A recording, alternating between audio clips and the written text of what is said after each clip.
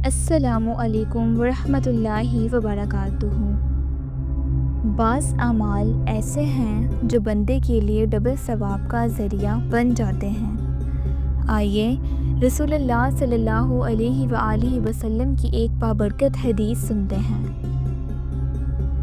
روایت ہے ابو موسیٰ اشعری سے، فرماتے ہیں کہ فرمایا رسول اللہ صلی اللہ علیہ وآلہ وسلم نے، 3 شخص وہ ہیں جنہیں ڈبل ثواب ملتا ہے۔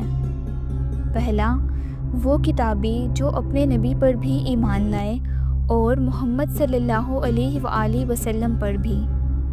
دوسرا، غلام مملوک جب اللہ کا حق بھی ادا کرے اور اپنے مولاؤں کا بھی۔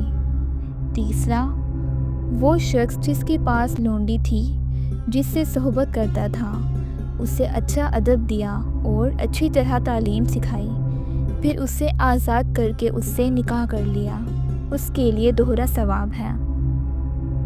وضاحت: یہ حدیث مبارکہ ہمیں یہ پیغام دیتی ہے کہ اللہ تعالیٰ اپنے بندوں کے اخلاص اور محنت کو ضائع نہیں کرتا۔ جو اہل کتاب اپنے نبی پر بھی ایمان لاتے ہیں اور نبی آخر الزمان صلی اللہ علیہ وآلہ وسلم پر بھی ایمان لے آتے ہیں، ان کے لیے دوہرا اجر ہے، کیونکہ انہوں نے ایک نہیں بلکہ 2 امتحانوں میں کامیابی حاصل کی۔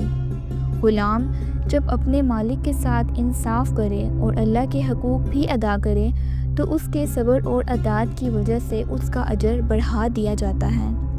اور وہ شخص جو اپنی لونڈی کو محض خواہشات کا ذریعہ نہ بنائے بلکہ اسے ادب و علم سکھائے، پھر آزاد کر کے عزت کے ساتھ نکاح کرے، اس کے لیے بھی ڈبل ثواب ہے، کیونکہ اس نے ظلم کے بجائے بھلائی اور عزت کا راستہ اپنایا۔ اے اللہ، ہمیں ایسا ایمان اور ایسے اعمال نصیب فرما جو تیرے ہاں دوہرے اجر کا باعث بن جائیں۔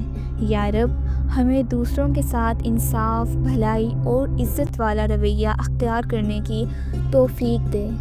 آمین۔